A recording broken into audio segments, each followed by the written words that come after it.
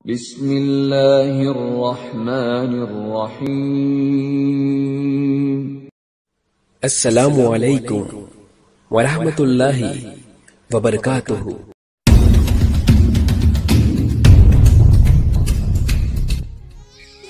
Ummu Khadijah binti Khuwailid lahir pada tahun 555 Masehi atau 15 tahun sebelum peristiwa penyerangan tentara Abrahah ke Ka'bah. Beliau berasal dari keluarga yang sangat dihormati oleh kalangan kaum Quraisy di kota Mekah. Ayahnya, Khuwailid bin Asad bin Kilab, adalah seorang pemimpin suku Quraisy yang dihormati.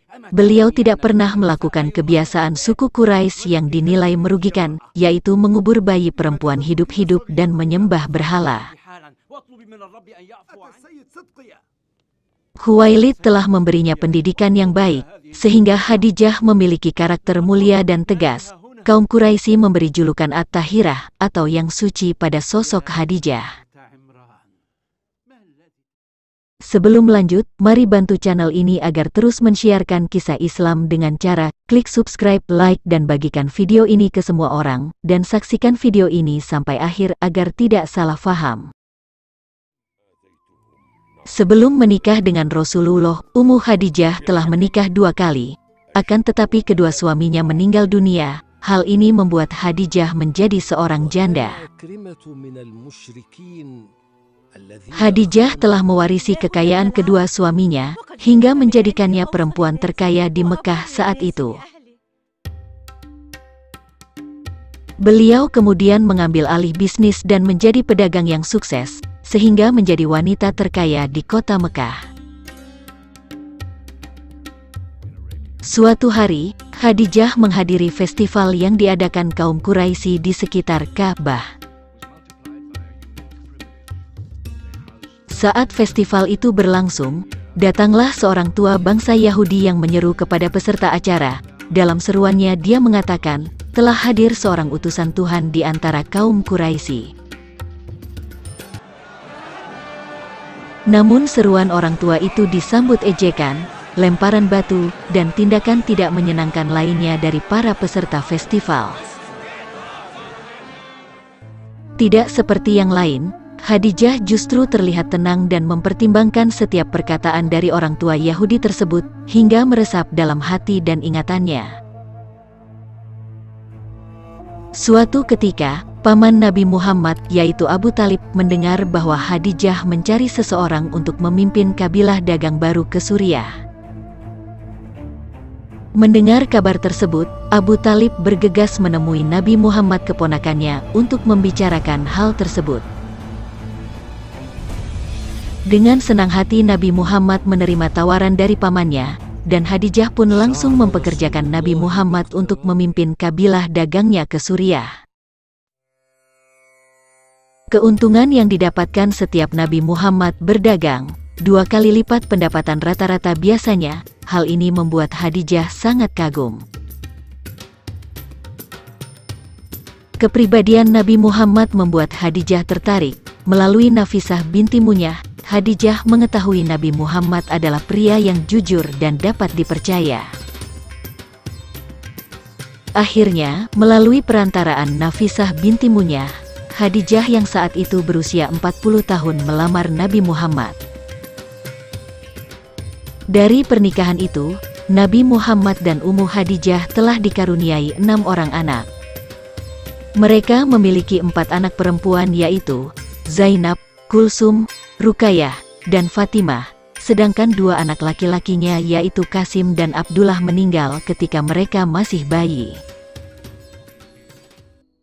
Ketika Nabi Muhammad menyepi di Gua Hira, Ummu Khadijah dengan setia mengantar makanan dan menengok Nabi. Perjalanan dan mendaki Gua Hira bukanlah perkara mudah, apalagi bagi seorang perempuan. Dikisahkan dalam Sahih Bukhari, ketika Nabi Muhammad menerima wahyu pertama di Gua Hira dan diangkat menjadi rasul, beliau pulang dalam kondisi gemetar dan bergegas masuk ke rumah Khadijah. Kemudian Rasulullah berkata kepadanya, "Selimuti aku, selimuti aku." Maka Khadijah pun menyelimutinya hingga hilang rasa takutnya. Kemudian Rasulullah bertanya, "Wahai Khadijah, apa yang terjadi denganku ini?" Lalu Rasulullah menceritakan kejadian yang beliau alami di Gua Hira. Rasulullah mengatakan, "Aku amat khawatir terhadap diriku." Maka Khadijah mengatakan kepada Rasulullah, "Sekali-kali janganlah takut. Demi Allah, dia tidak akan menghinakanmu selama-lamanya. Sungguh engkau adalah orang yang menyambung tali silaturahmi, pemikul beban orang lain yang susah, pemberi orang yang miskin, penjamu tamu, serta penolong orang yang menegakkan kebenaran." Setelah itu Khadijah pergi bersama Rasulullah menemui Warakah bin Naufal, salah seorang saudara dari ayahnya Khadijah. Warakah telah memeluk agama Nasrani sejak zaman jahiliyah. Ia pandai menulis Alkitab dalam bahasa Arab, maka disalinnya kitab Injil dalam bahasa Arab seberapa yang dikehendaki Allah untuk dapat ia tulis, namun usianya ketika itu telah lanjut dan matanya telah buta. Khadijah lalu berkata kepada Warakah, "Wahai paman, dengarkanlah kabar dari anak saudaramu ini." Warakah pun berkata, "Wahai anak saudaraku, apa yang terjadi atas dirimu?" Rasulullah Shallallahu Alaihi Wasallam menceritakan kepadanya semua peristiwa yang telah dialaminya.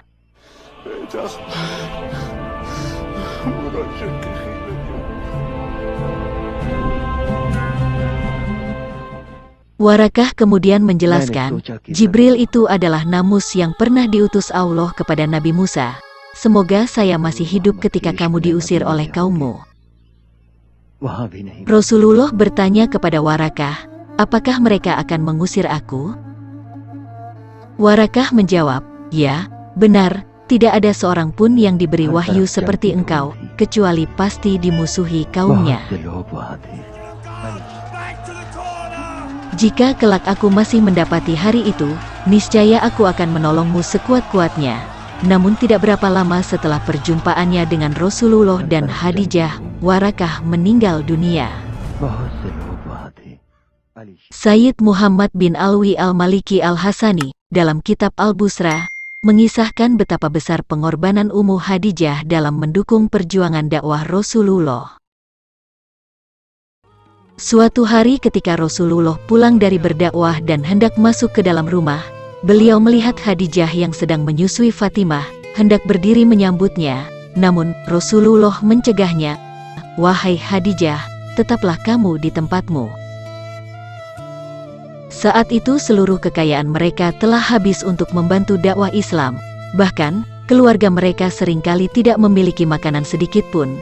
Hal ini menyebabkan air susu Khadijah kering, dan Fatimah yang masih menyusu selalu menangis menahan lapar. Kemudian Rasulullah mengambil Fatimah dari gendongan istrinya, lalu menimangnya hingga Fatimah tertidur. Rasulullah yang lelah seusai berdakwah dan menghadapi segala caci maki dan fitnah manusia, lalu berbaring di pangkuan Khadijah. Saat Rasulullah tertidur, Ummu Khadijah membelai kepala Rasulullah dengan penuh kelembutan dan rasa sayang.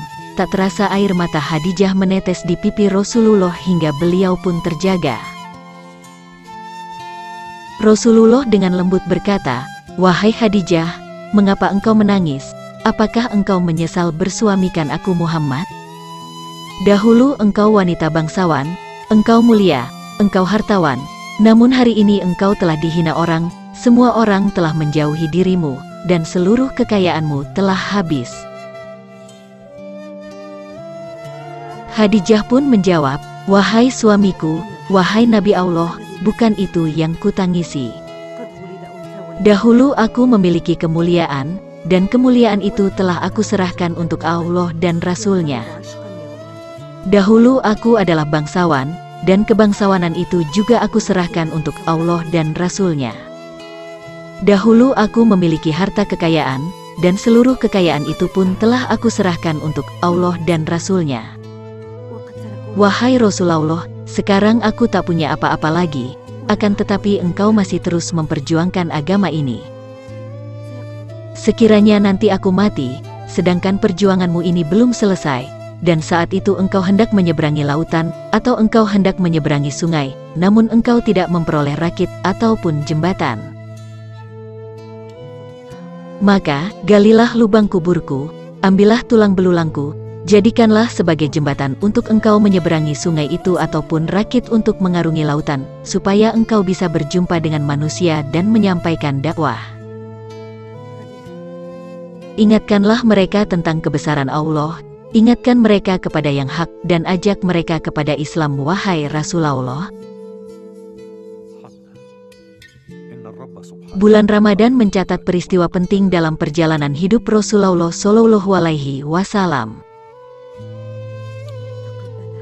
Ummu Hadijah radhiyallahu anha, istri tercinta Rasulullah, wafat pada hari ke-11 bulan Ramadan atau tahun ke-10 kenabian, 3 tahun sebelum Rasulullah hijrah ke Madinah.